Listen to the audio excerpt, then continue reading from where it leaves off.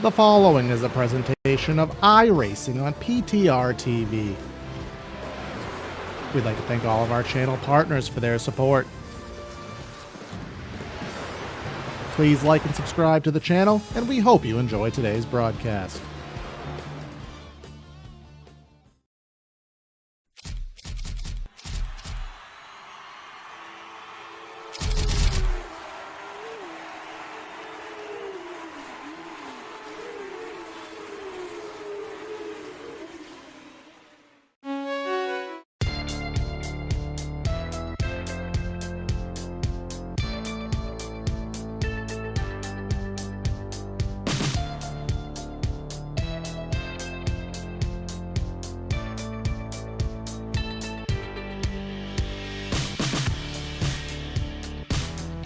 We are here at the spiritual home of road racing in the United States of America. It is known for quite a few things, but most importantly, it is Watkins Glen, one of the most historic road courses in the world, let alone the United States of America. It's been around since the mid-50s and is still used to this day with very minimal changes, hosting series like Formula One, NASCAR, IMSA, and many more. Welcome back, everybody, to another round of Elbows Out Racing here, brought to you by Primetime Racing TV.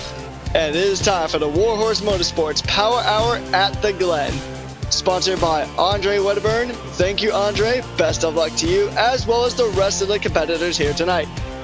It is going to be the team of myself, Patrick Coleman, and Corey Silva in the truck tonight. Corey, you have more experience at this track than Portimao last week. How are you doing tonight? Well, first of all, Patrick, I got to give it to you. You are getting really good at your opening monologues. Probably better than I would have done myself. But absolutely, this track right in my wheelhouse. You can't be a North American race fan without having intimate knowledge here of the Watkins Glen International Raceway. And of course, we are running the standard boot configuration, 12 turn, 3.36 miles is what iRacing is calling it. So some good straightaways, some good passing zones, some tight sections. So I think we'll have a little bit easier time than we did at Portimao last week, Patrick. We have a lot more space to deal with here, but certainly going up through the S's into the bus stop, traffic will always be a point of contention here. Yes, exactly. Like you said, there's a lot more room to negotiate here compared to Portimao. Portimao is a newer track, not really designed with endurance racing in mind, but this track was pretty much built to be an everything kind of racetrack here. So it's good for overtaking. You do have some really good runs.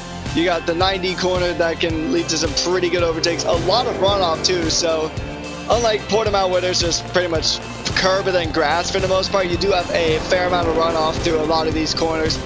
I was actually driving this track a bit earlier, so this track is actually still pretty fresh in my memory. So, I mean, the S is going to be an interesting one. I think where we're going to see the most carnage is probably right around the inner loop, right off the edge of the back straight. Some cars will be able to take it quicker than others. The GTPs are going to have a pretty good time until they deal with traffic. Obviously, you got the toe and the heel parts of the boot that may also be a bit of a hotspot for getting stuck in traffic, but overall, this should be a very exciting race here tonight. Yeah, right up here on the track, Eric Wineland is just running a little bonus time here, qualified 4 in the GTPs. But yeah, the S's is the most narrow part. There's no room for evasion there. There's been incidents of drivers flying off of the circuit, quite literally over the famous Blue Armco here at the Glen. And here he is, right as you were alluding to, Patrick, into the bus stop. And some brand new curbing added in a couple years ago. iRacing has since emulated it, so got to watch out for that curbing there. And then you come into the famous carousel, which normally you want to hook this right on the curb, but then you wash out here upon the entry to the boot.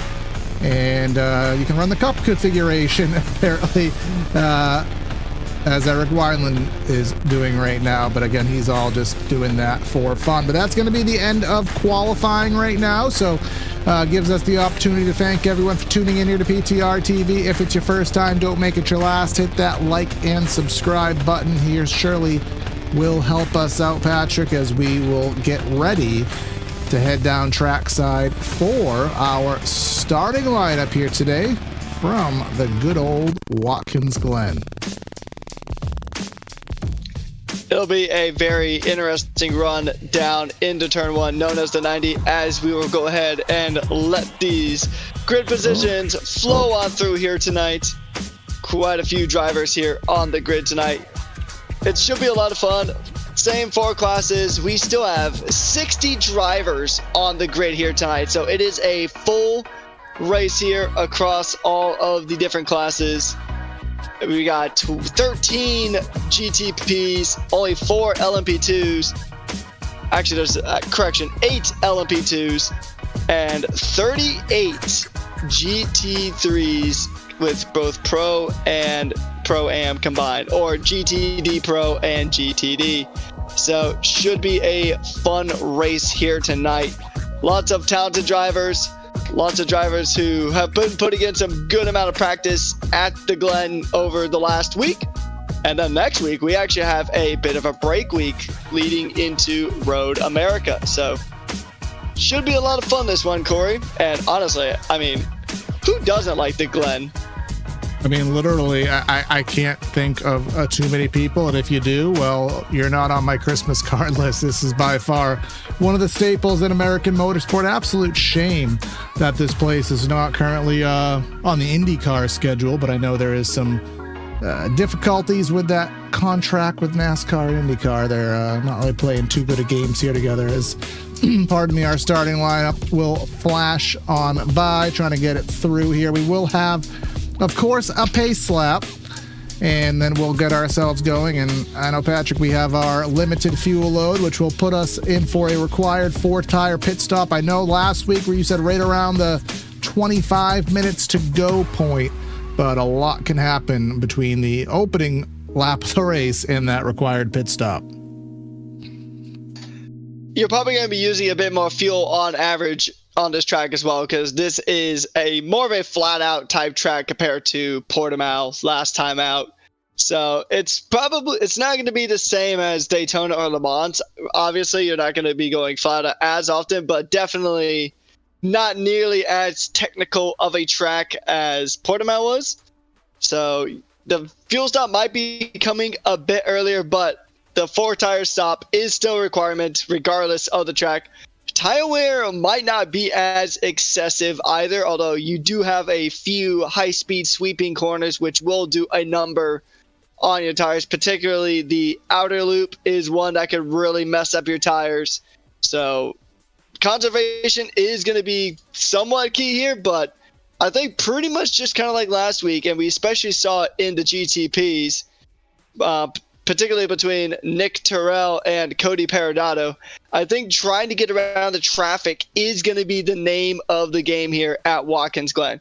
Luckily, you have more spots to do it, but crucially, if you're trying to overtake traffic, you need to do it before the bus stop, or else you're just going to lose so much time there. Absolutely. Got to get that done by the bus stop. You don't want to be too side by side through the S's, which is going to be interesting. And I'm sure they will be, but it's just a very, very dangerous part of the track here. So we'll see what the speed differential is going to be between all 3 classes. But for the time being, we will go ahead and just wait for these drivers to head down to the grid. So while they do that, Patrick, where else do we have on the schedule here to look forward to this season? I know you said Road America. Where else do we have? You have that schedule handy? Indeed, I do. So we have a gap week next week, and then we go to America twice and Italy twice. So we go ahead, we take next week off, and then on February 11th, we head to Road America for the full course. And then we go across the continent, or go across the globe to Imola. And then we go back to Italy for Monza with rain. So it is going to be a wet race at Monza at the Temple of Speed as the GTPs get rolling here. And then at the end of it, we go to another staple of American endurance racing. We head to Sebring to round off the season on March 4th. So a bit of a condensed season this time around, but I mean, we still have a lot of amazing tracks here. So we go from here to Road America, to Imola, Monza, and then Sebring to round out the season. Well, that should certainly be a good one. Monza in the rain, obviously, as quick as the speed is there, has had a little audio issue that I had to repair there. Sorry about that. But yeah, Monza in the rain, that will, with the speeds there and the spray that I can imagine, they're absolutely going to really test these drivers and test Brad's PC for that matter, because 60 cars in a rain race, well, that's certainly not going to be an easy feat, but mine's up to the challenge here as well. Coming through the carousel here, we talked a little bit off air, Patrick. We will have not so much sunset here, but we will start to get a cooler track temp, and as the sun will hide down, we are 67 degrees, 3:30 almost virtual time, and we are racing out of today's date in the simulator, January 2026, which is surprising because I thought iRacing virtually closed tracks in the winter, but evidently not. So things will get a tiny bit darker here, but that only adds to the grip, which is never a bad thing for these drivers. Well, luckily it isn't too accurate in terms of time, because as fun as it would be for these GTPs and GT3s, LMP2s, etc. to run through snow, I don't think you'd get a lot of grip through there. And speaking of, I know there is a pretty big cold front, a lot of snow coming in for a lot of northern states, so hopefully you guys are staying warm and staying safe. And hey, sitting by the fire, hot cocoa in hand with PTR TV, elbows out racing on your screen, on your phone, etc. Sounds like a pretty good night, honestly. Can't really complain too much there. Although, obviously, I'm in Florida, so snow is practically a foreign concept here. But hopefully for the guys dealing with the snowstorms, hopefully Patrick, you guys are staying safe. Don't rub it in. Hope you guys are staying safe and staying warm. Yeah, as their drivers are currently... I'm under 18 inches of snow right here, so a little bit different here in the New England area, but we'll have some fun. And again, virtual fun gets your mind off of the frozen stuff that is outside. But let's get ready for a day at Watkins Glen International. We have 13 GTPs getting ready to get this thing fired off here. We're going to go bowling. Hopefully not. We're not bowling. Let's not knock over the pins. Let's grab a trophy. Let's go at it. Let's go racing into turn number 1. GTP is now making their way down into turn number 1, and it looks like the GTPs will get through, yep, without an issue. Let's see if LMP2s can recreate the same cleanliness we saw from the GTPs. They're now racing, making their way down into turn number 1. Kylan Bruce leading the LMP2 field, and there's a spin from Brian Medley in the back as the GTPs are still rolling on. Brian Medley, I think, just overcooked it right there. Didn't see any contact, as now the GTDs are getting ready to send it away. Colin Bourdon will follow Will Weaver in the pro category, getting ready to send it down into turn 1, and it looks all pretty nice here. Kylan Bruce now getting a pretty good amount of separation. As Dayton Harrison goes for a spin, taking the spinning of a carousel a bit too literally there, and he's off into the grass. Now that was very strange. Oh, he must have got it loose on the curb there, because that was completely self-induced. Again, cold tires. The curbs here on iRacing are 3D modeled now, so there is a lot of undulations that the car will go through, and that certainly can't upset things. But hopefully he'll be able to get things sorted. Estimating about 40 laps here around Watkins Glen. Tyler Stedek leading things. Remember, Nick Terrell last week pulled out the win with a strong second half, and we'll see if he's going to be able to do that here. We do have one car in the pits, I believe, in the GTPs, but that's Ethan Murphy. So a couple drivers in the pits, but other than that, we have spread out, and let's see what these drivers are made of. Ethan Murphy having a meatball flag, so he definitely got some kind of damage now, and this is going to be a sight that's all too familiar for Tyler Stenick. He's got Nick Terrell pretty much right in his mirrors, and we have that Ferrari Cadillac, kind of similar to F1 now that I think about it. just pretty much right there in case one of those two in front does make a slight misstep, as Nick Terrell is going to go and try to make his way on through. Jumping down to the LMP2s, Callum Bruce having a pretty strong lead, a very strong opening, camera and Nicholas curse. Presley, That is another victim of the curbs, and he is spun around. Let's get a replay on that. That's what you call, not the commentator's curse, because we weren't talking about him. That's what you call the camera curse there, because as soon as we flashed his car on the screen, that number 194, again, I talked about it. There's a sausage curb, and then there's kind of a couple just bumps, so to speak, to the inside of the sausage curb. So if you get basically on all of that, that car will just completely get in the air, and no control of it will be had. Let's jump down to the GTD Pros. That's Will Weaver and Colin Borden. This is a class there, Patrick. I would expect these drivers in this class to stay the closest of the bunch, just because of the nature of these cars. I think so many drivers have experience with it. It's a nice, relatively easy track for these, basically GT3 cars, so not a surprise to see them in close proximity. Yeah, not at all. But with these cars being in such close proximity, it's not an issue for these cars in particular. But once the GTPs and the LMP2s kind of circle back and start making their way through the traffic, having massive clusters of these cars, we saw last week at Portimao, it could be a bit of an issue trying to get past, and you can really lose a bunch of time or gain a bunch of time depending on if you get stuck or if you're able to squeeze by. So it's going to be interesting just to kind of see how the traffic does play out. Like we talked about early on before we got racing here, there is more opportunities to get those overtakes done. You got some pretty massive straights pretty much on the start finish line, then the back straight to really good areas to get these overtakes done. But there's still a lot of parts of the track where getting those overtakes in just against traffic is going to be just that much trickier. We do have a pretty solid battle, Porsche on Porsche, between Aaron Clavel and Kelton Quick, as Matthew Marin, I think, nope, okay, that was the timing table, but some drivers still in the pits.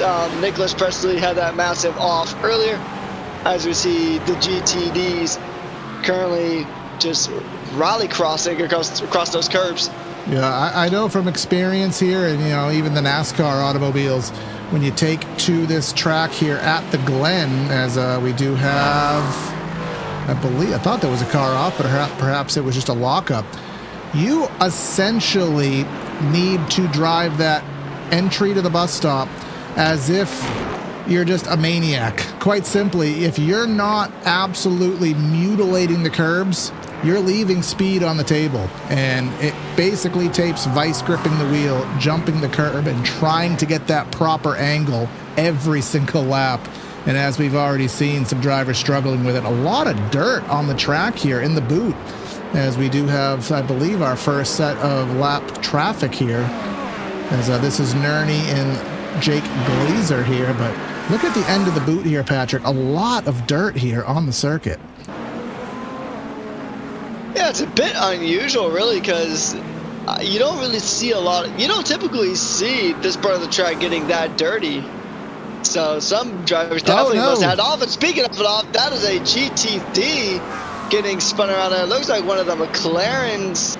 Trying to see who that might be. That might be Craig Yore. I believe it's Seth McMillan. Seth McMillan. Yep. And that was right in front of everybody. Ooh. Good job with the instant tow by him to evade taking too many people out of that.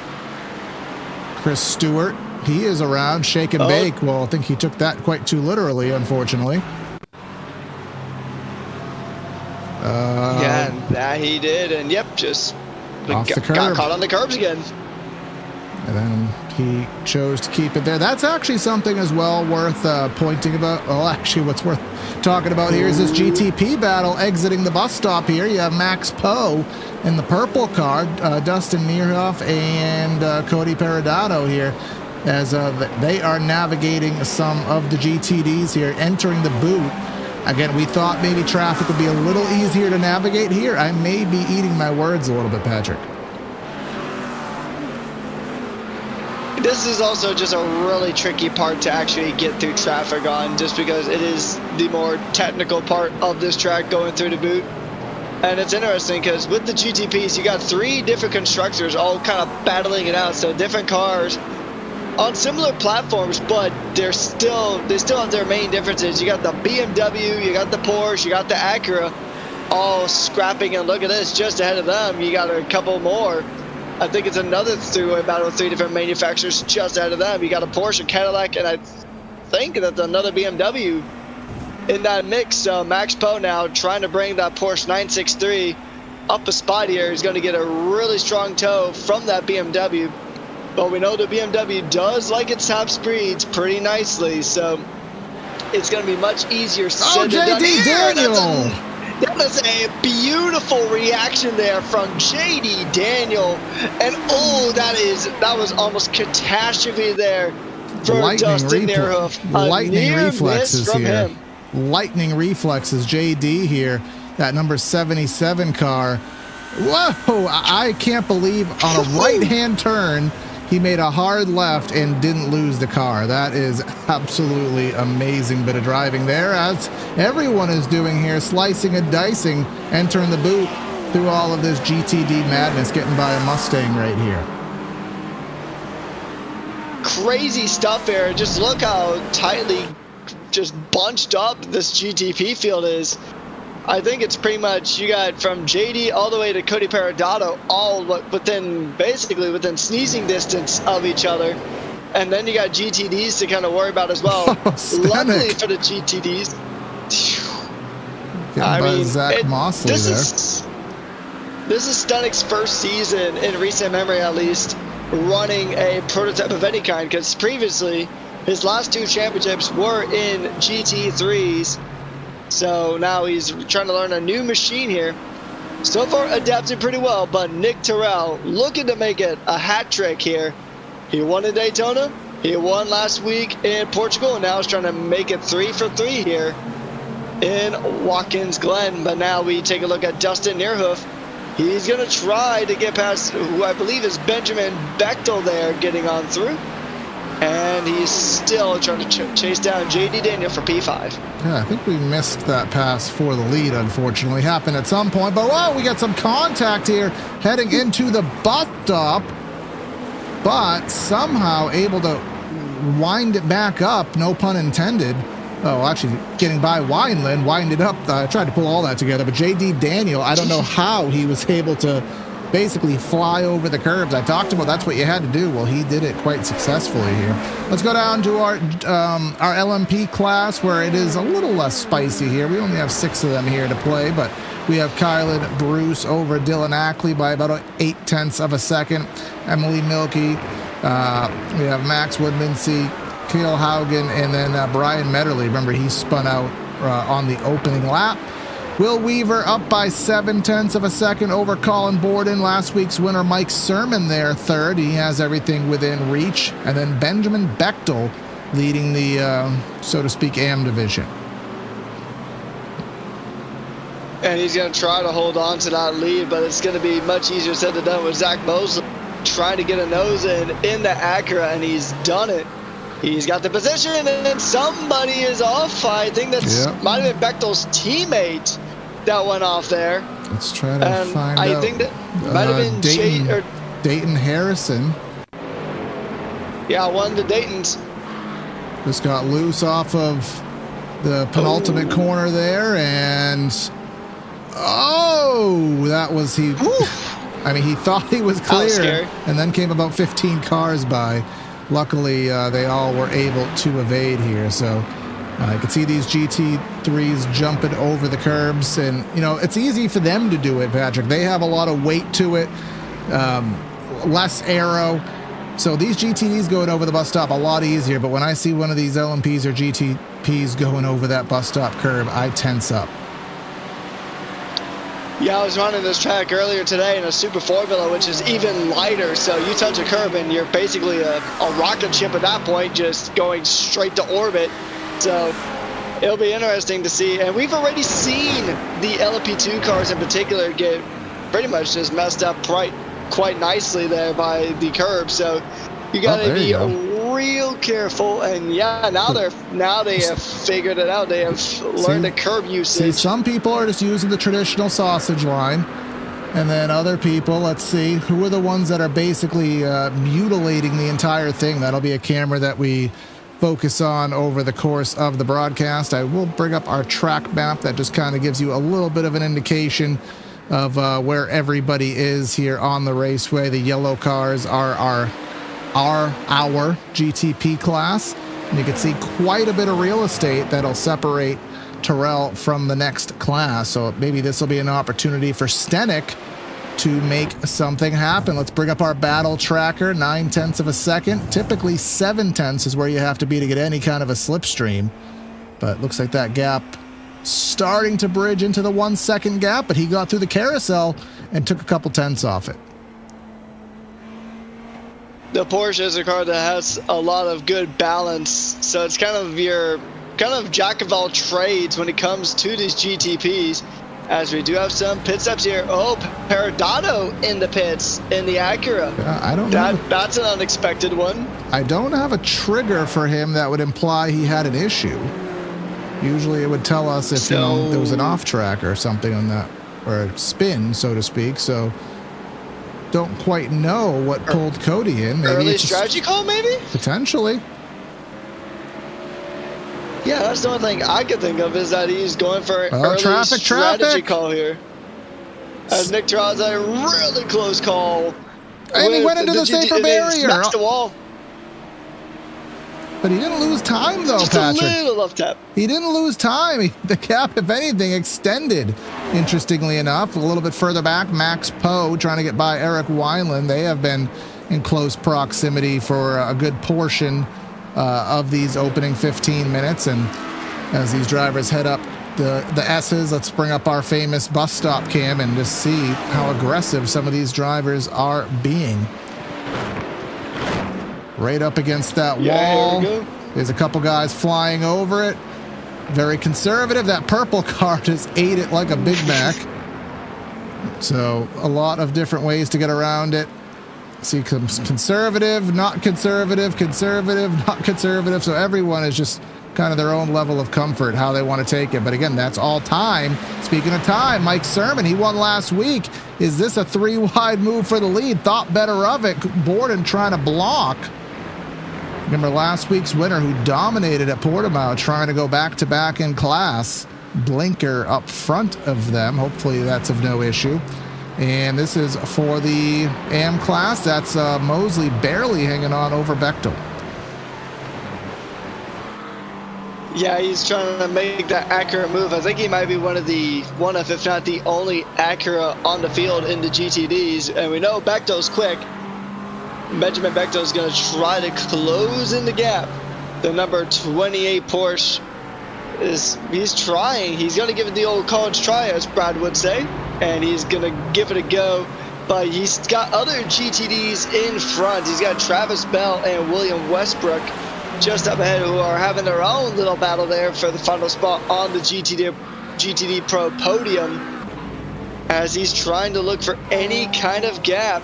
Max Poe. And here we go. We got Max Poe making a pit stop here. So maybe an early pit stop is the call here. Maybe try to get situated for the rest of the race. And here we go. Going around the outside, Mike Sermon trying to make it 2 here. He's stepping it up. He's in the race lead, but can he hold it on from Colin Bourdon here going into turn 1? And he is going to go ahead and keep it using a good amount of the track. If he's not too careful, he could get a drive-through for track limits. There was a drive-through earlier on for Dayton Harrison, and I don't think Mike Sermon doesn't want to join the penalty club. I'm not a mind reader or anything, but what I can read here is that Colin Bourdon, he thought about a move going into the bus stop, but he made the smarter choice and just backed out of it.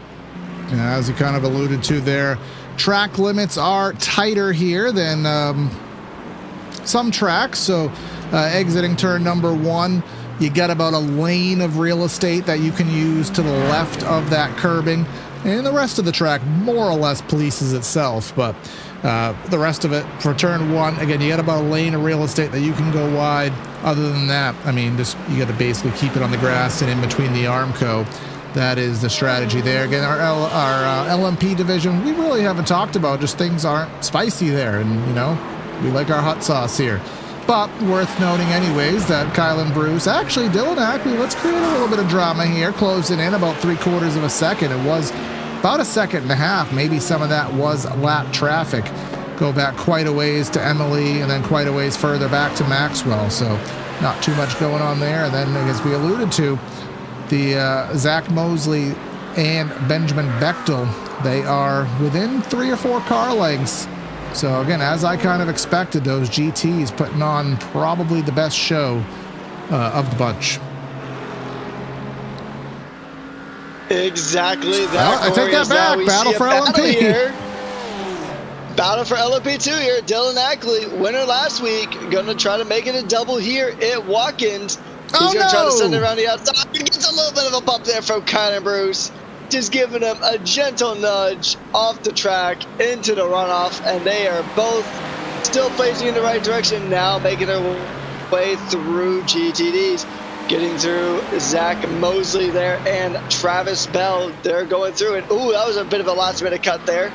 And now you got Dylan Ackley trying to keep it close.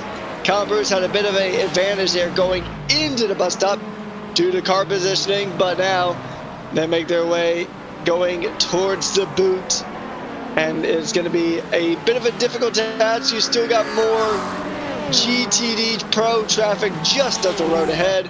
That is going to be, I believe, actually no, I think that's one of the GTDs, one of the regular GTDs, and they're going to get through. At least one of them might, maybe not, going into the heel.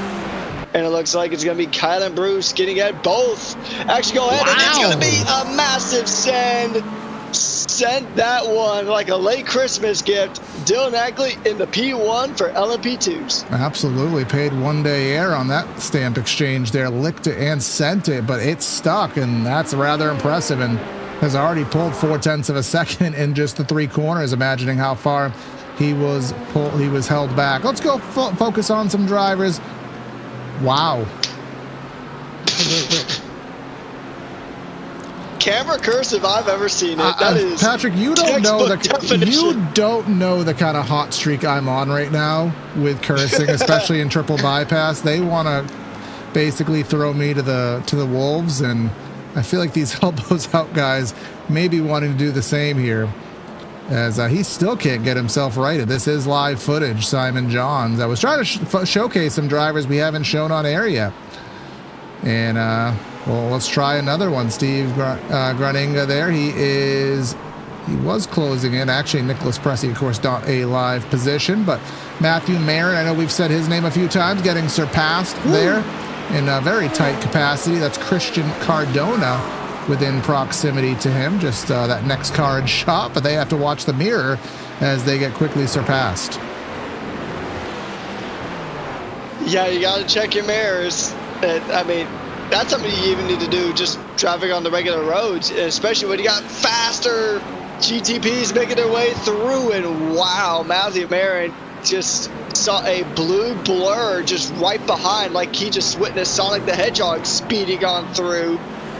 And that is going to be, I believe that is Tyler Stenik trying to make his way through, as now we are watching David Moore trying to go racing against Simon Johns here for P20. Oh, again? The GTD ends in contact through the bus stop.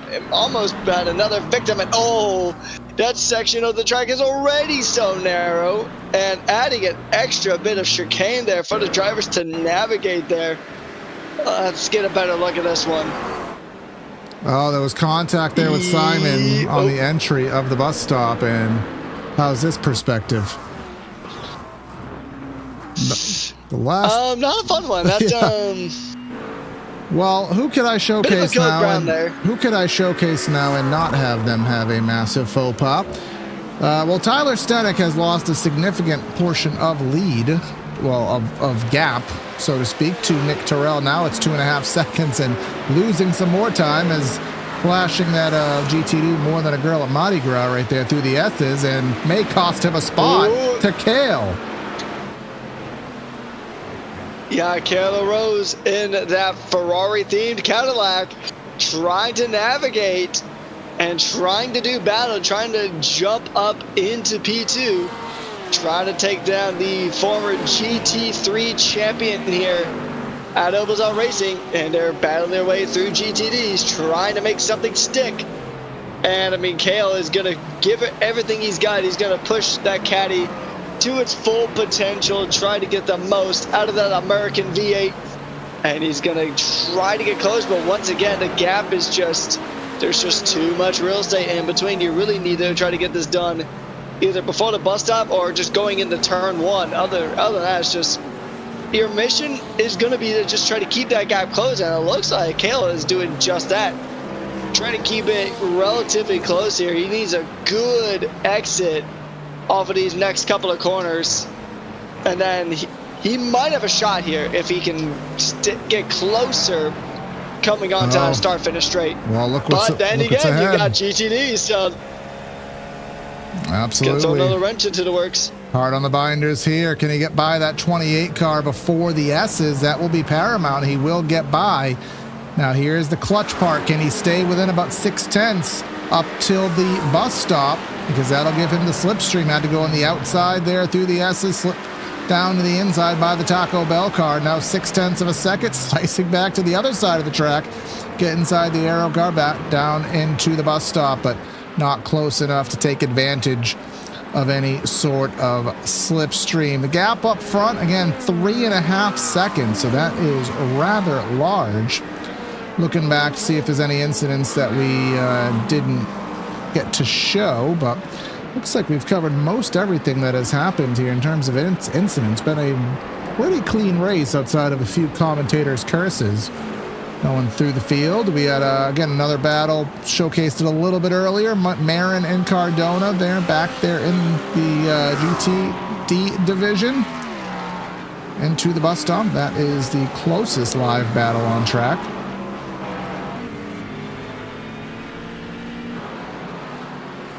Yeah, I think now it's pretty much just everybody trying to kind of just settle in, because we're pretty much right about the halfway point where we're probably going to see a fair amount of pit stops. And I mean, yeah, like you said, this has been so far a very clean race. You've had a few moments here and there, but it's multi-class racing. That's exactly what you've come to expect. But Elbows Out always does provide some fantastic racing, and we have Jake Glasser with a meatball flag getting some repairs done on our 963. I'll see if I can deduce what happened to him, which I believe I have the technology. Oh, just spun on his own. And bye-bye rear clip there. But yeah, he will get some of that repaired, but to the damage, it's already done. The time is already done.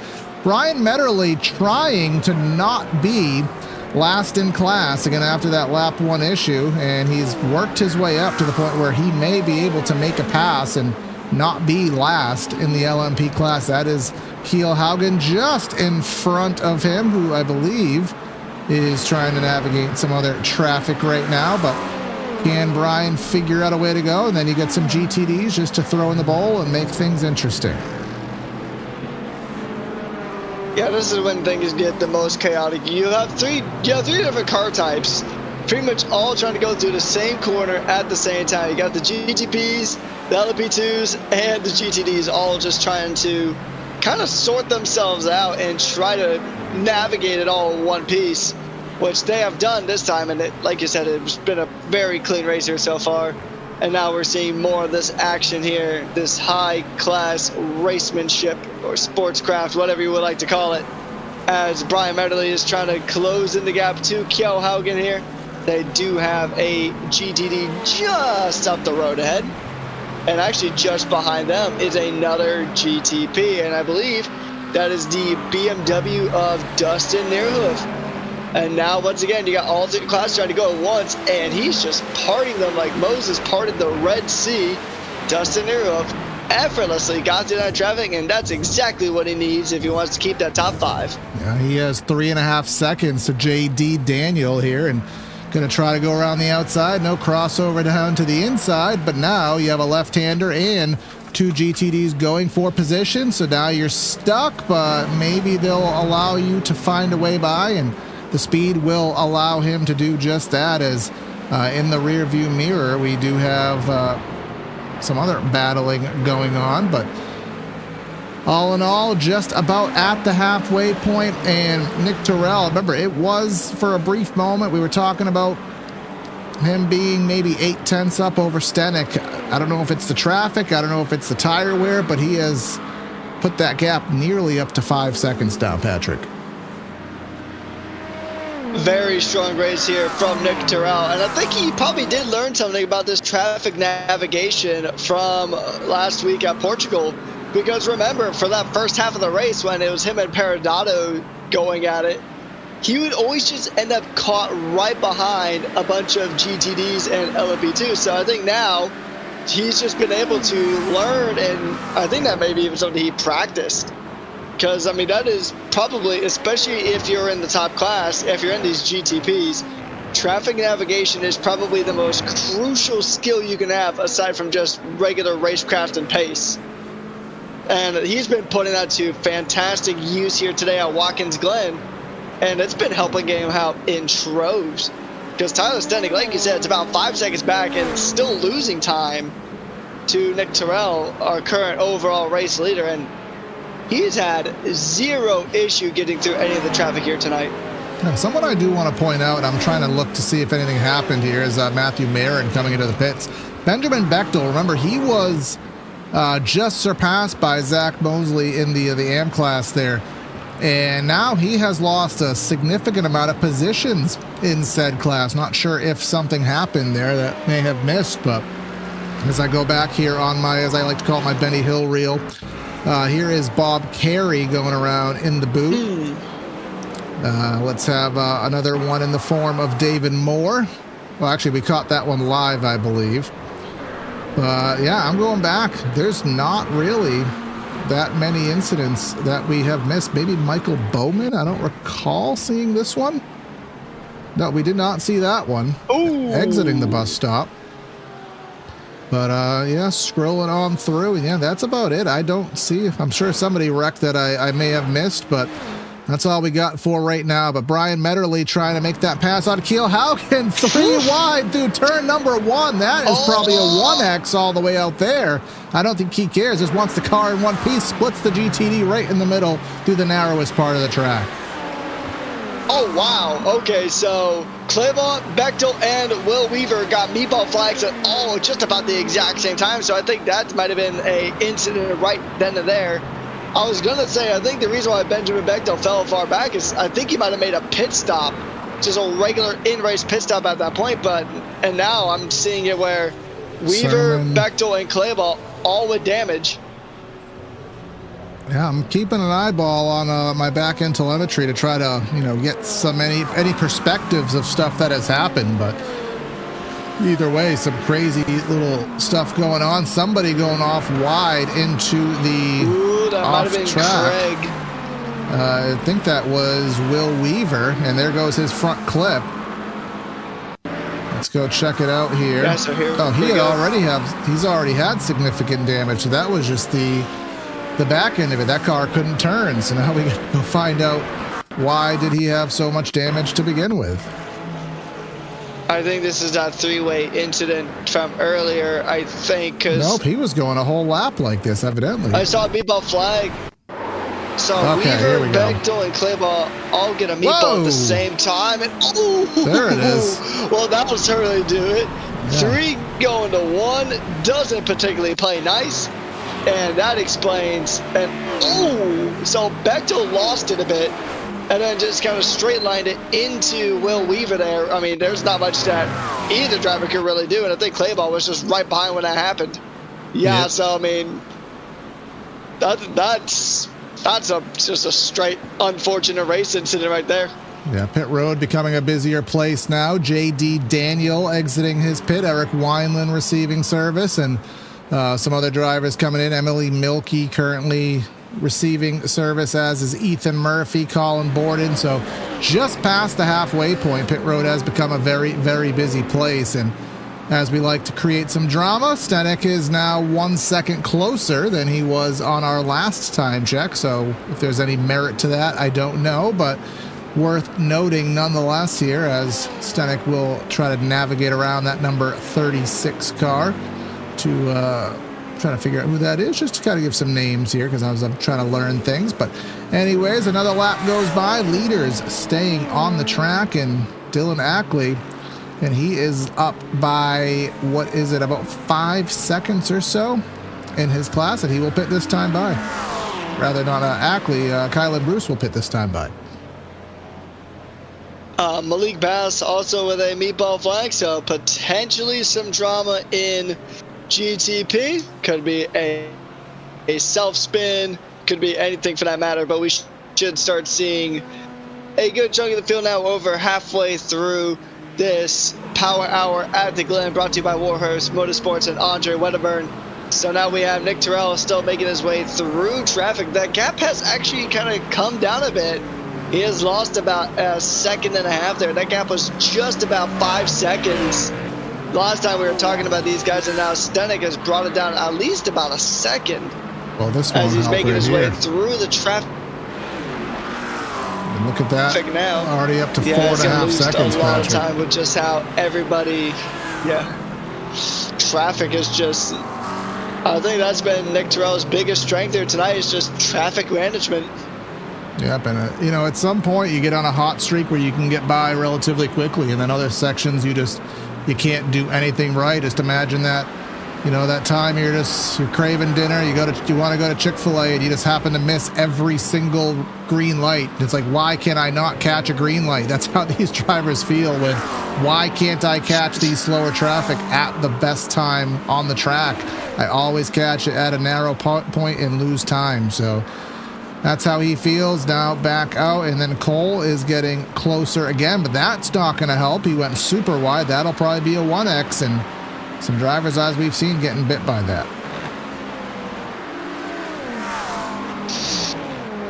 It's difficult too, because you're at this stage, either your tires are fading or your tires are cold if you're at the GTP. So you're kind of in a tricky spot anyway with trying to negotiate track limits. Because at one point you're sliding because your tires may be either too warm or just don't have that same level of grip anymore, or you get the brand new tires, those fresh set of rubbers, and you're just kind of sliding around a lot, trying to fire them up and get them to the optimal temperature. As Kayla Rose is going to make his way through GTD traffic, trying to chase down Stenek, and he's actually pretty close to the 963 of Tyler Stenek. Just up the road ahead in that Cadillac. He's gonna give it everything he's got here. But pit stops surely are coming soon. Yep, and then going down here, you can see on the ticker what laps everybody is into their current stint. So many of the drivers in the 20s, obviously they have been on the racetrack the entirety of the race. Mike Sermon, remember, he was leading the overall GTD division. But now he has been shuffled back via his pit stop, and Kelton Quick is currently quick in the sense that he's leading that division. Colin Borden there, we've seen him. Nathan Hemperley, he's in the pits. I don't think we've talked about him at all today, but making that pit stop to be had is.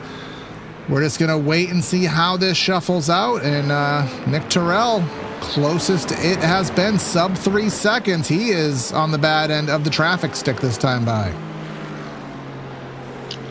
Kind of a reverse of what happened in Portugal, isn't it, Cole?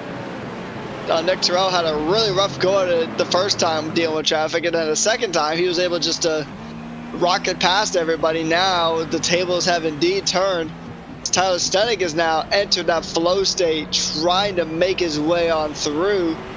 And he's pretty much not really getting held up behind any of these GTD cars, so that's going to be good news for him. Not so much for the Mr. Machine of Nick Terrell, as Tyler is still trying to hunt him down. He does have a bit of faster traffic up the road ahead. the two leaders in the the LMP2 class. Actually, no, that is P5 and P6 in the LMP class. Maxwell Woodmansee exiting the pits, Medley exiting the pits. Kyler Bruce has a meatball flag, so he's going to take a little bit of extra time in the pits for some repairs. But overall, it has still been, there's been a few incidents here and there, but this has been a very, very clean run of it at the Glen here tonight, Corey. Yes, it has. And Keel Haugen, he is the only of the LMP2 to not pit. And once he pits, that'll give the lead back to Dylan Ackley, who will enjoy a sizable lead once everything shuffles on through. So just a matter of getting these pit stops cycled through. You have to pit at some point. Just a matter of how much fuel do you need to take. I am getting a trigger of a wreck that we did not see. And this is Kylan Bruce. So this is how he got that meatball flag. Just lost it those into the curbing, man. And boop. Is that dollar store adhesive that those rear clips are connected by? I think they're just connected by a simple, like a simple latch. Yeah, because I know they can obviously change them out, but they come off pretty quick here in the simulator. That they do, and I mean those clips. Those Keel Haugen, you might even be able to buy better. Probably can buy better clips at the Home Depot.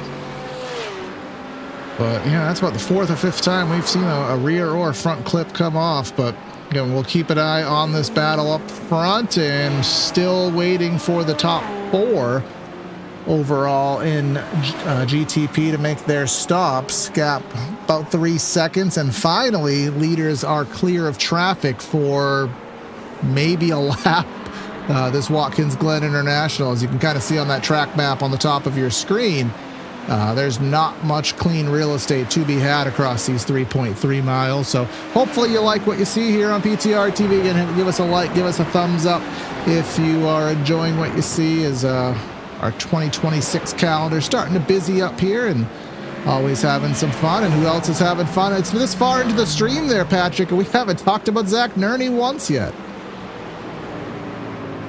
The saying typically goes is that if you aren't really mentioned a lot on broadcast, either you're super far ahead or you're just generally having a quiet race, both of which are usually good for you. As now he's having commentators a mighty battle. Third time tonight. And that's my first one of the evening. I mean, I'll take a little bit of a love tap. I'll take the camera curse because it was my idea to go to him, but you had more of the sentence behind it. So. I spoke it into his existence. All right, yeah, Wiggle. I said there. It was a quiet race for him, and then whoop. Wiggle. No one's gonna get this. There was a guy on the British Got Talent. He sang a song called Wiggle Wine, and that's what happened to Wineland there. He wiggled and then whined and then spun him out. Look it up on YouTube. It's actually a pretty catchy tune. But anyways, sub 20 minutes to go. And I'm liking what I see. I'm liking what I see there, Patrick. We're starting to see some drama build up here. Gap sub 2 seconds. Look what Terrell is having to navigate through. I mean, eventually Stenik's going to have to do it too, but he may be able to do most of it on the backstretch if he lucks out. And he will. Look at that. That's what you call the good end of the karma spectrum. PTSD from Portugal has got to be springing in Nick Terrell's mind now, as he is combined like at least 3.5 seconds combined over these last few tours of the Glen, just in traffic alone. So now Tyler Stenik got a really good shot. Yeah, he's almost a second quicker that last lap compared to Nick Terrell. So just, I mean, losing almost a second that lap is not going to be fun. You're definitely not going to feel great about it, especially because now you're starting to see it's fun when you see GTDs in your rear view and LP2s, but if you see a fellow GTP in your rear view, it's not usually a good thing to see. I mean, he's losing a lot of time, and now he might even lose time to a fellow GTP as they are coming up to the lapped car of, I believe, yeah, that is Jake Glasser in the red Acura. There he comes. Oh, no, he's going to come into the pits. He's not even going to deal with. So let's see how this works out. You know, the cold tires, as the track gets colder, we've seen a lot of weaving on that outlap, trying to get some heat in the tires.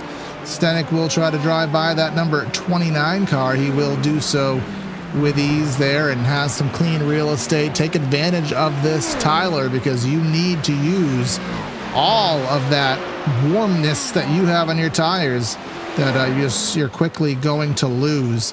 Dylan Ackley has regained the LMP class lead. He is up by 32 seconds, so that is absolutely a non-existent battle. Kelton Quick has, well, he will pit now, and that will put Borden making sure, yes, he has pit, so Colin Borden is up over Mike Sermon. Sermon did lead most of the pro division, and then down there, once Kelton pits, it will be Zach Mosley leading the AM class. And he's got to make the most of it as well. Zach Mosley now, he's leading by a pretty solid margin in his class once he gets past Kelton Quicker, who is hoping for a quick pit stop.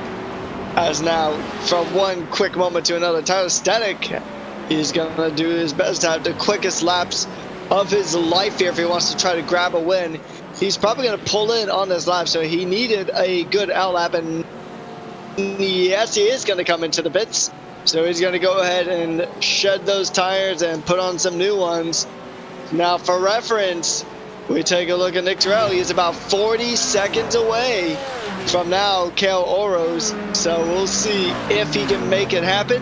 He needs to get through the GTD traffic, which luckily isn't super congested at this part of the track, going through the heel now. This will be good for us, Patrick. He's got an LMP2 just up the road. That next position graphic is the live interval to Stenek right now, and you can see how quickly that gap is going down here. So now let's just get a perspective. Stenek at the end of pit road has the ideal situation. Jack up, waiting for it to drop. Where is Terrell? He is just now on the front stretch. Jack going down. Here's that green car. The pit road is a little bit shorter than turn one. This should work out. We are going to be dead even up into the S's, but the advantage should go to Terrell with the warmer tires. But can Stenek drive with his life and hang on the cold tires? He's going to block down the backstretch, Patrick. It's going to be a drag race here coming into the bus stop. Going to use a good amount of the curbs. Keeps the car facing in the right direction. Touches a little bit of grass there. And now they got GTD traffic just up the road ahead. So those cold tires going to give way. We got Nick Terrell trying to go. Nick Terrell, they're both splitting. Or getting split by the GTD. The warmer tires on Nick Terrell's Porsche, carrying him into the net lead of this power hour at the Glen with just under 15 minutes to go. We're in the final quarter. The lights are flashing, trying to get ahead of that Audi. Either Audi or Acura, one of the two. As now, Kale will pit in from the lead. Dustin will continue on for another lap. And Dustin, he's going to need a pretty solid outlap here. Still come out behind Terrell and Stenek. But it looks like now the warmer tires on Terrell's car are going to carry him pretty nicely here. But here's the thing. Can he keep those tires from falling apart as Tyler Stenek's heat up? That is going to be the question here, as well as can Stenek make the most of getting past the traffic with the colder tires? The answer might be no. No, there's Cole. Cole got out ahead of Tyler, so that'll be a little bit more work to do. And the problem with Stenek is I think he was better on the long run as those tires wore out, maybe a little bit of grip loss. That's where he kind of started to eat the gap in, even by his lonesome out of traffic. But now he's stuck behind the 390 of Cole Orozco here, looking to the inside. So I just don't think the sequence of events is going to work to Stenek's favor here. He will get second, I think, but you can already see the gap now, 2 seconds with only a roughly 9 laps to go in the race. Exactly that, and I mean, I think Kale coming out ahead of Stenek for a little bit really did not help his chances. And the Ferrari Cadillac's around what has happened there. I can promise you that is cold tires, just too much throttle. I will guarantee you that, my friend. Entering, and there's a little bit of elevation there. The car is a little light there as the track kind of goes up on corner exit, and just doesn't take much when the tires are cold, and you know you got to put some pressure down to make something happen here as Terrell getting stuck behind some traffic. That dark blue car, not directly in the rear view, but 3 cars back. That is Stenik. That's who he's looking for as we wait for Dustin Neerhoof to pit, as he must be kind of having to come at any time. Live battle for position. That's Keel Haugen and Emily Milky. That's for 4th in the LMPs. I don't think we've talked too much about Emily here today, but doing a good job keeping the car on the track. And Keel Haugen, she's had a couple faux pas, but just trying to make the most of the end of this race. Sometimes your best strategy when it comes to these types of races is pretty much just to keep it clean, keep it within the lines, keep it facing in the right direction, and you can get some pretty good benefits from that. Now, this, on the other hand, doesn't exactly help your race. John. Touching grass is a nice thing, just don't do it with a set of slicks. That is Matthew Marin exiting the bus stop. Well, exiting the heel, some form of boot. Terminology failure there. And then here's Josh Bibb. Oh, yeah, he was just involved in that. Oop. So that is our pseudo Benny Hill theme, our Benny Hill reel of recent incidents. And here comes Dustin to finally put some normality to our running order here in LMP. Stenik down by 1 second. So that's manageable in my opinion. It is manageable, and I mean, we saw that Stenik was better in the later parts of the stint, but here's the thing, that stint lasted about 40 minutes. They came out with significantly less than that, so, I mean, with about a little over 10 to go here in this race, you got to think, is there going to be enough time for Tyler Stenik to really start maximizing it? And that is Keel Haugen getting a little too aggressive there onto the bus stop, just surfing out a bit too wide there as he tries to go side by side here with Emily Milky, and then just coming to the bus stop, just a bit of contact actually, and then just got slightly unsettled on the curb. Good job saving it though, because that could have easily ended his car in a bunch of pieces. Yeah, you just cannot, especially in these hypercars, you cannot go through the bus stop side by side. You can maybe get away with it in a stock car. You can get away with it in a GT3, maybe even a touring car, but you can't get away with it at these high of speeds. It's just, there's too much going on, too much aero dependence. You can't use the curbs as aggressively. Well, at least you shouldn't anyways, but some do. So it's just a really tough spot to be in. Brian Metterly doing a great job within class. Remember his lap 1 spin, and now he's 3rd in class. His goal was to not be last in class, and he has since done that and may even get 2nd in class. That's Maxwell Woodmansey in 2nd, directly in front of Brian. So as good of a recovery as you could realistically ask for. Yeah, there's been a very good recovery here, so we'll see if he can keep it up towards the end of the race here, because it is going to be, I mean, you still got about 10 minutes left, so that's roughly about what, 7 maybe 8 laps roughly, give or take, depending on what car category you're in. Yeah, about that, around that ballpark. Colin Bourdon now trying to go ahead and get a win here in his Mercedes AMG. He does have the last week's race winner a little bit behind, about 2 seconds behind, and now we take a look at the in-class leader for GTD. Zach Mosley now having a pretty good gap over Kelton Quick, so as long as he keeps his car facing the right direction and in one piece, he should be able to bring this one home. But as we have seen, it's not over until the checkered flag waves, Corey. Somebody went very wide there. That's Philip Keyser there exiting the bus stop. I keep calling it the bus stop. Exiting the boot. I think he was just trying to get out of the way. As you can see here, right towards the end of this race, there's Tyler Cook side by side with Tim Wilson. That's not a class battle, but Sun's starting to go down here. Things getting a little bit dark here at the Glen, but again, we'll be finished in about 5 laps, so we will not be turning the headlights on, but just pushing the very, very bridge of daylight here at the Glen. In our overall lead, as we've been following, a little bit of traffic to be had. Gap now sub 1 second. And let's see what happens. Only one car in between. Actually, no cars. Oh, actually, I'll take that back. Now there's cars separating our leaders. And, oh, entering the bus stop. Worst place to catch them, but I think they're both stuck. Yeah, they're both stuck behind 2 separate GTDs. And now it's going to be, a bit of a wide angle for Stenik, as he just now is getting past his GTD traffic. But the issue was for him is that he had 2 GTDs, but he pretty much reduced that number of GTDs to deal with down to 0, as now he just got Nick Terrell up ahead and a clear target with 7 minutes to go here at the Glen. He is going to go ahead and fight tooth and nail. He's going to push that 963 for everything that it's worth.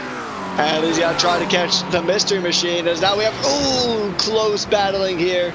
Close navigation. The lone Ferrari on track now. Or sorry, that is the lone Ferrari, Zachary Nerdy, being chased down by the Acura of Aiden Garcia. I haven't really talked about him here tonight. The last time we said that about a GTP, that ended up getting a bit messed up there. So hopefully Commentator's Curse Part 2 won't happen. But Nerdy now is still going to go to try to lead this particular battle from Aiden Garcia. They did catch up to, I believe that is Benjamin Bechtel in the Rainbow Aston Martin, and somebody had him off, and it was a Mercedes. It was a bright orange Mercedes. And now Zachary Nerdy, and yep, Bob Carey went off there, and we'll see what happened. Contact there just with the 56. Just a bit wide and tap. So a bit wide there. And that was Nicholas Paletti. Little sissy contact there. Nothing really to be harmed of outside of some track position loss.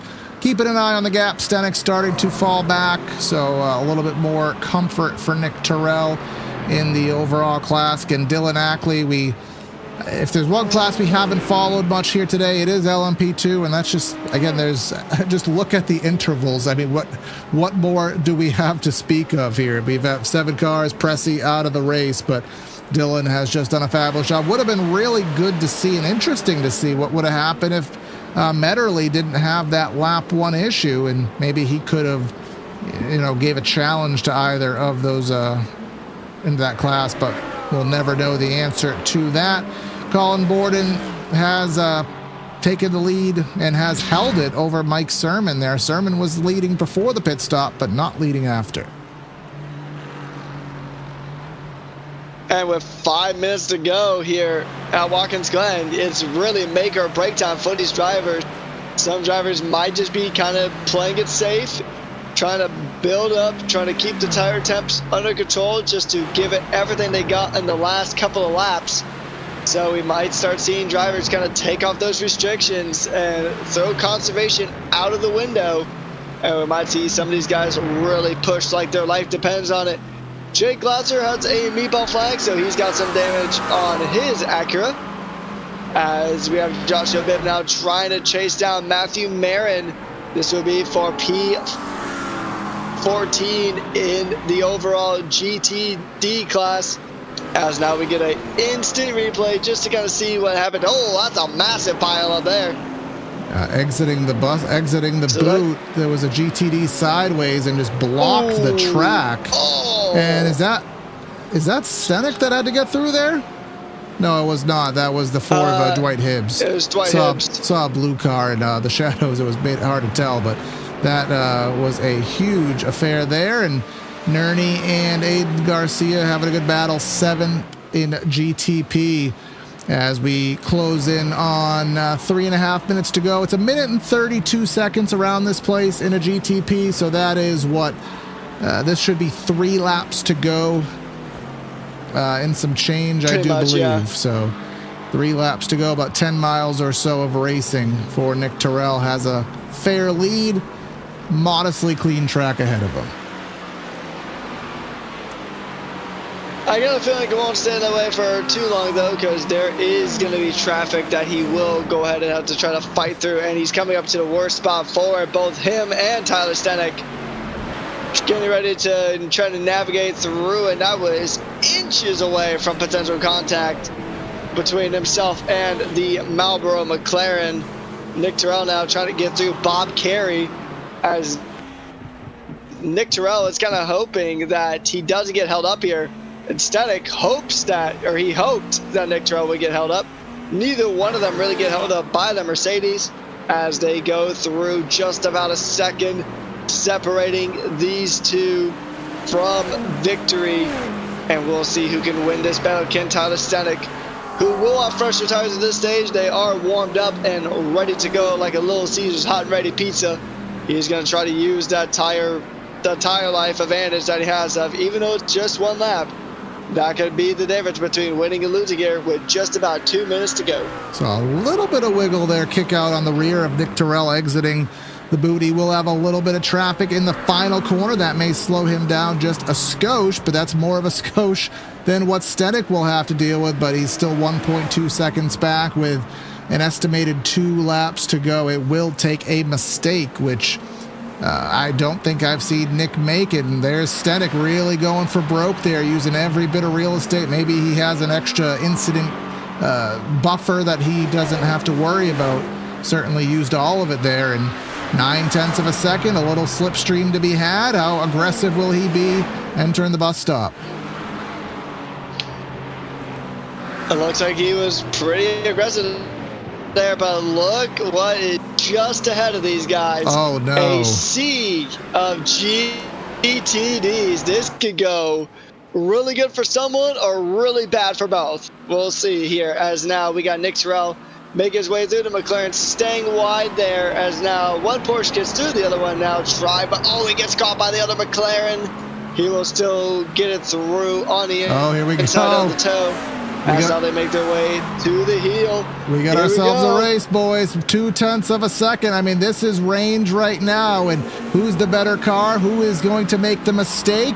Or are we going to have ourselves a legendary battle to the checkers here as we exit the boot for the penultimate time? We'll complete the white flag lap with about 15 seconds on the clock. So we'll have basically a bonus lap here in the power hour at the Glen by Warhorse Motorsports.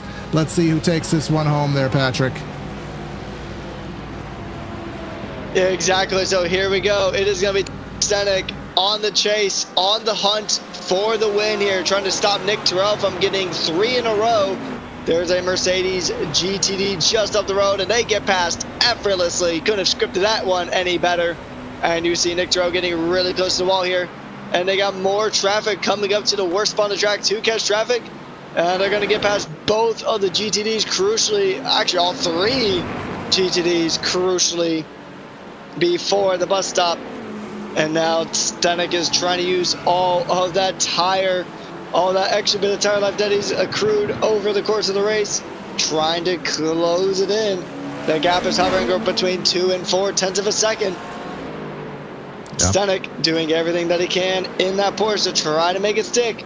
Will he make it stick? We'll just have to see. It doesn't look like it through the back end of the boot into the heel, and then eventually back onto the main circuit here. 0.3 of a second hard on the binders. A little bit of traffic in front. Will this interfere? It will not. I really don't see a good opportunity here. Maybe exiting this corner if a mistake happens by Terrell, and it does not. 2 very modest corners here, a left and a right. 0.3 of a second to buffer, and that's all it's going to be. Coming through the final turn, Nick Terrell going to get another win, another checkbox in the column here. He's going to hold on to win here at the Glen. A hat trick there for Nick Terrell in the Mystery Machine. 3 in a row.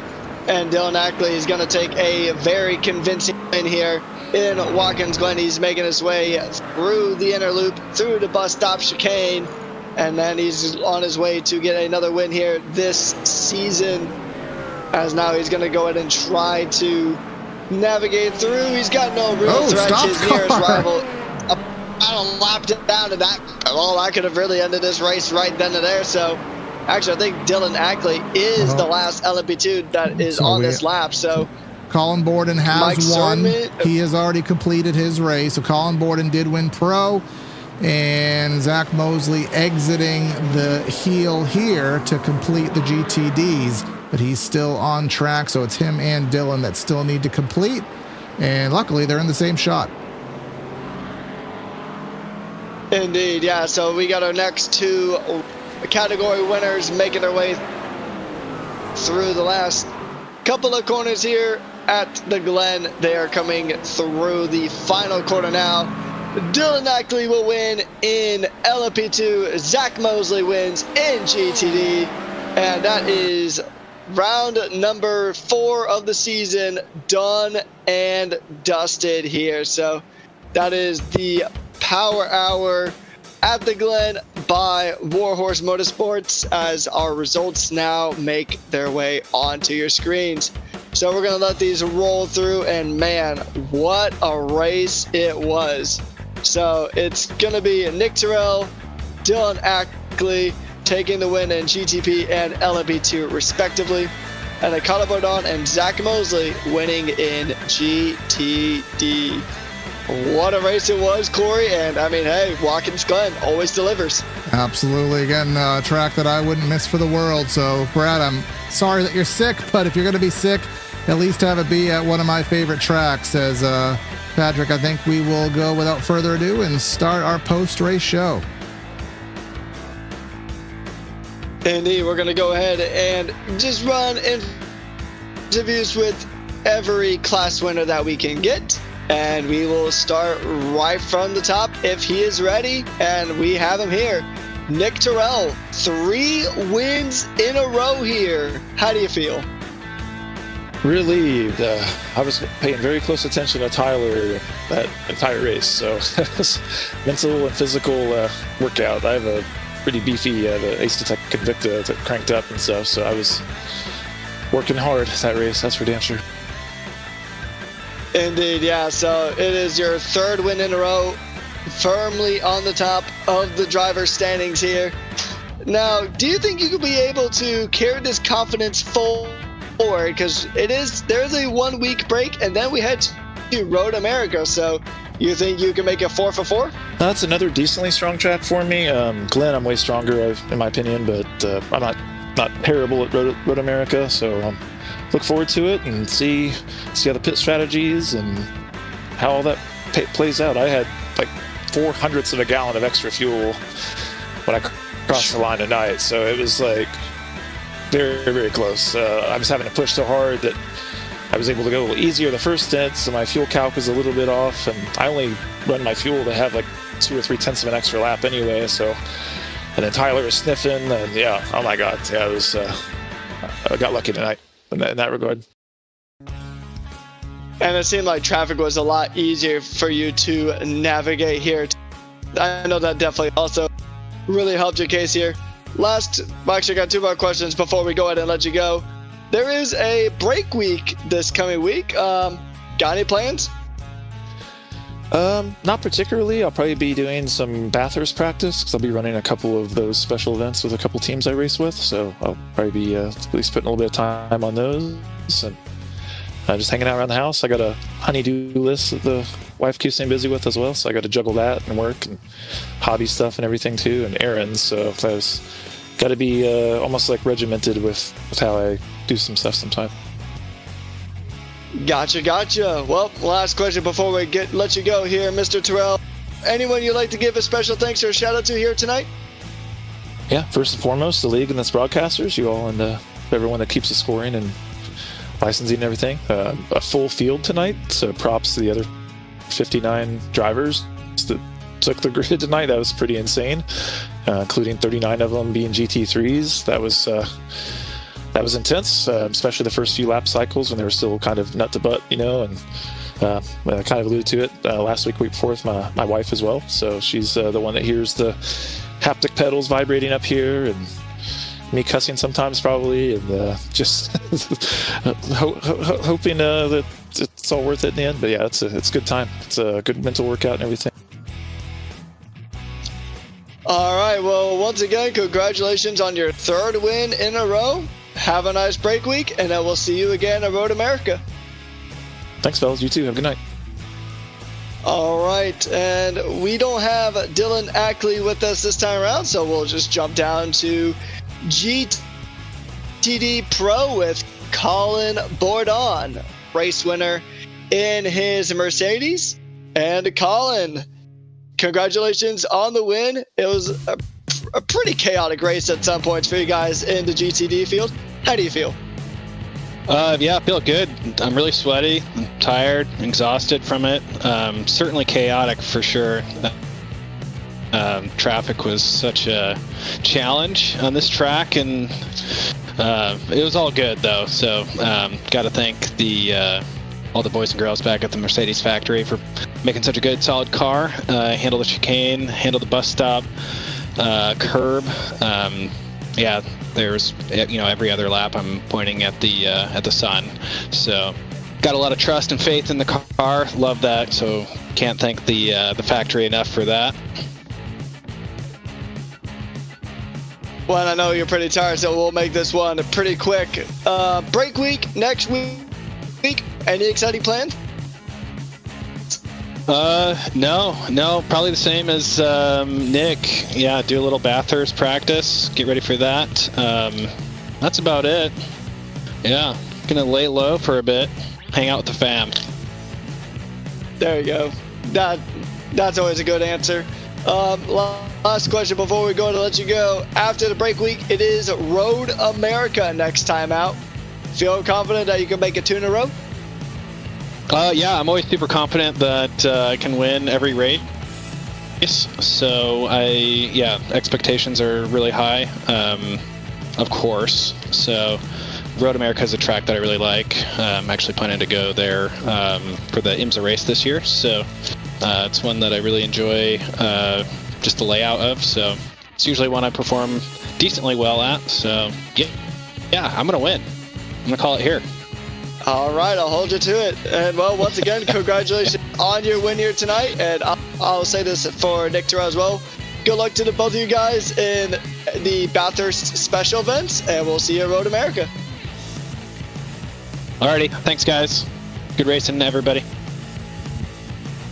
All right, last but most certainly not least, we have our GTD race winner of Zach Mosley. If he is ready to jump on in here, one of the Acura drivers, and here he is. Zach, a race win under your belt. How do you feel? Hey guys, it was a great race. It was very intense for the first half.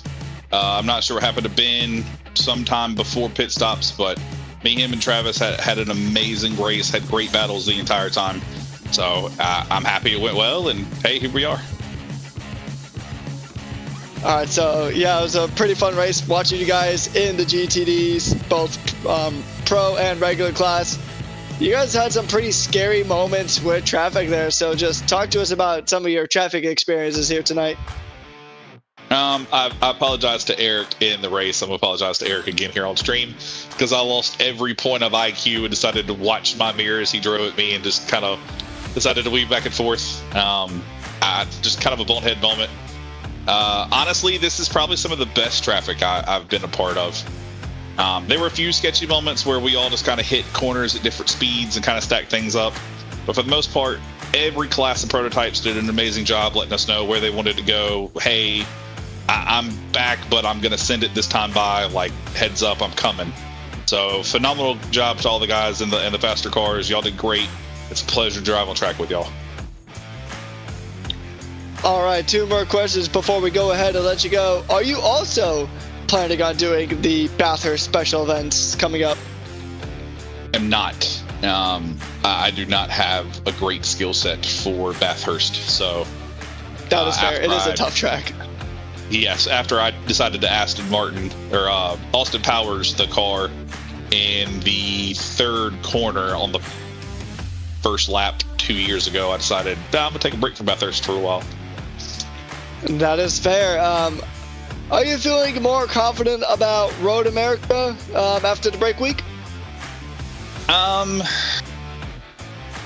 Honestly, man, like it's hard to say, yeah, I'm super confident because this is such a stacked GT3 AM field.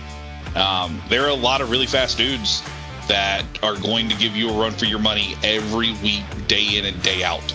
So I think the car will be good. There's going to be a lot of prep time to get ready for it.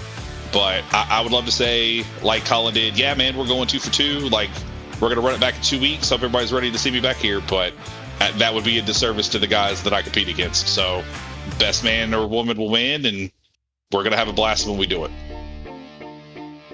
Exactly. It's always a blast watching you guys compete here week in and week out. And once again, congratulations on your race win. Have a nice break week, and we will see you at Road America. Thanks, guys. Y'all have a good one. Alrighty then, that's going to go ahead and wrap things up here at Elbows Out Racing here for the Warhorse Motorsports Power Hour at the Glen. Corey, any final thoughts before we send this one off into the sunset?